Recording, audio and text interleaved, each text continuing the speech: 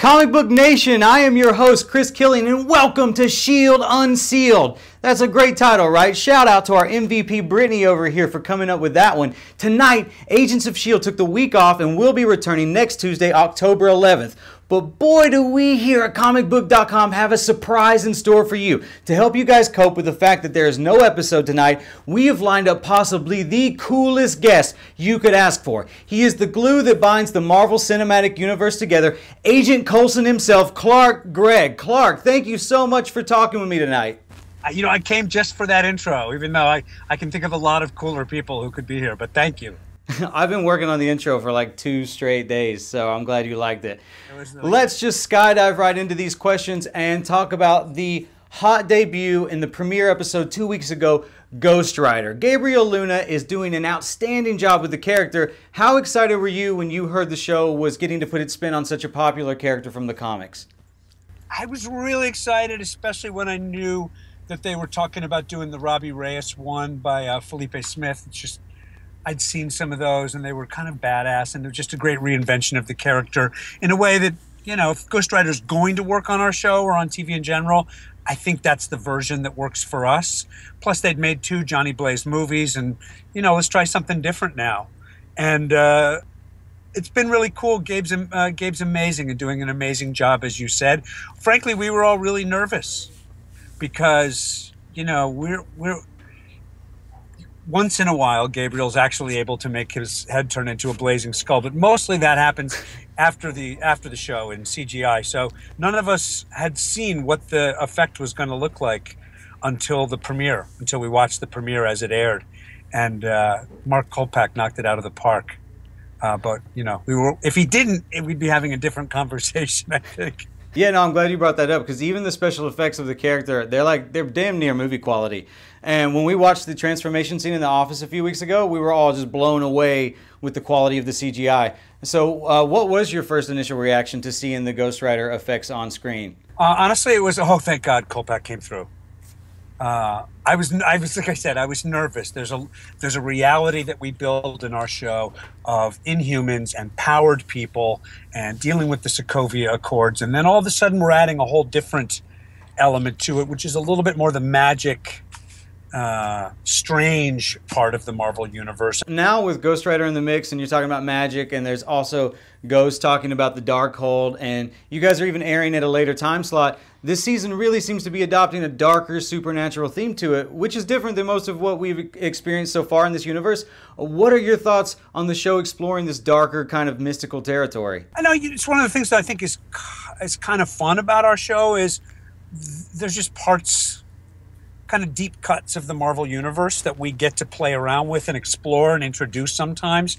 And this season seems like another one of those. I think we're going to go, you know, there's already been set up this concept of LMDs, which we haven't seen yet. And after I saw Ex Machina last year, that terrific movie, I thought, wow, LMDs, when are we going to have that? So there's just fun stuff we're going to get to do. And I don't think the magical, ghosty and Ghost Rider-y part of it is going to be the end of it. Well, now that Agents of S.H.I.E.L.D. is getting to play with such a popular character in Ghost Rider, is there a particular character from the comics who hasn't already appeared in the films that you would like to maybe make an appearance on the show?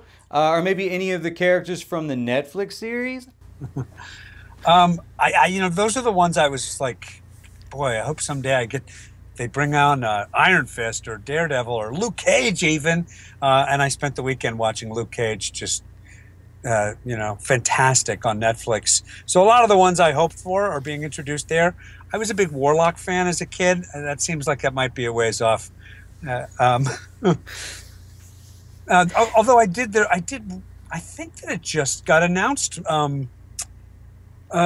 yesterday, which is that director Jeffrey Mace, the new director of S.H.I.E.L.D., is actually the Patriot, which is a big Marvel reveal, kind of one of the other main Captain America characters. Yeah, I wanted actually to bring that whole thing up with Agent Mace.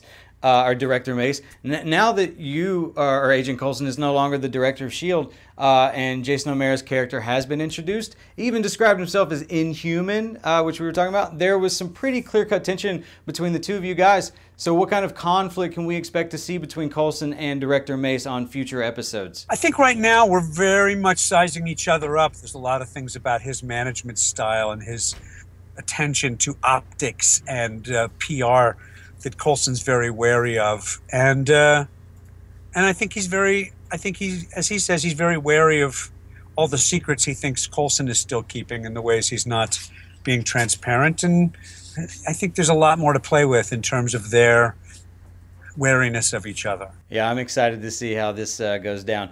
But since your debut as Agent Coulson in Iron Man, the character has become pretty much the quintessential agent of S.H.I.E.L.D. and has branched into multiple mediums of the Marvel Universe. You got film, television, animation, the comics. Did you have any idea when you initially signed on to play Coulson that he'd resonate so well with the Marvel fans? No, I was just a happy Marvel fan who got to show up and do a couple of days on Iron Man. And then the fact that I'm sitting here 9 years later almost, still saying lines as Phil Coulson is just a really lucky thing that happened. And even just as an actor outside of being a kind of a nerdy person, it's just a great gift to an actor to get to play so much depth and twists and turns and be brought back from the dead and have these really tight family relationships and have people's lives in danger. It's been a real amazing gift that, no, I would have to be psycho to have predicted this.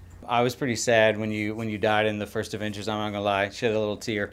Now that we've got Thor Ragnarok coming out next year, it's been rumored that the storyline from Planet Hulk is going to play a big part of the film. Chris Hemsworth even said that he hoped Thor's interactions with Bruce Banner brought out a, quote, Butch Cassidy and the Sundance Kid kind of vibe to the story. So my question is, just for fun, if Agent Coulson was brought back into the cinematic universe to team up with one of the Avengers in a buddy cop kind of film, which one of the Avengers would you most like to team up with?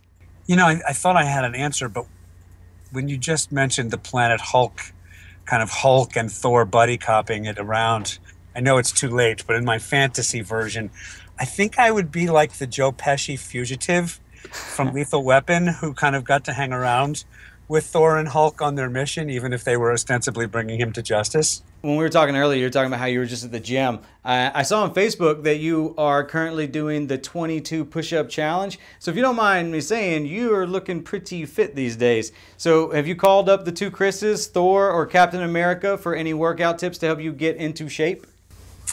I wouldn't be surprised if some of the people that I train with are also people who have helped them out. No, those young fellas are in a very different category. I'm just the aging warrior who's back in the field, who needs to hold his own so he doesn't let down his team. So it forced me to crank up my routine a little bit this year. I do think it's great that you are helping raise money for such an awesome cause.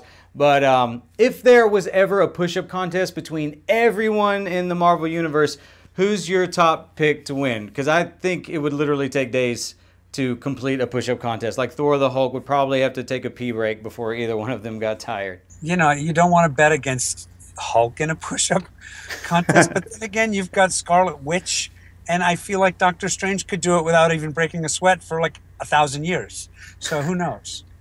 Now, I understand you have to be pretty tight-lipped about these sorts of things, or else Marvel Assassins might drop down out of nowhere and take both of us out. But if you can give me one wink for no or 2 winks for yes, could Agent Coulson be returning for Infinity War? So your theory is that I could give one of those winks and not suddenly be dead again in all parts of the Marvel? In case they have us bugged. I don't. It's just just trying here. Well, I can reveal it here first. I have no idea. Okay, fair enough. That is all for us, guys.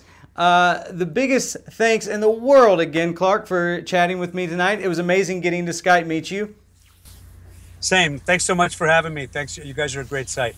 Thank you very much. You guys make sure you follow Clark on Twitter and Instagram at Clark Gregg, all one word, and search for him on Facebook. After you go and follow Clark, make sure you tune in, or at the very least, set your DVR to record Agents of S.H.I.E.L.D., which will return next Tuesday on ABC at 10/9 Central. If you guys don't already follow us on all of your favorite social medias, I don't know how you're watching this, but get to it. At Comic Book on Twitter, search for us on Facebook, and you can find us on Instagram at Comic Book Now. For Comicbook.com, I'm Chris Killian, and this has been S.H.I.E.L.D. Unsealed.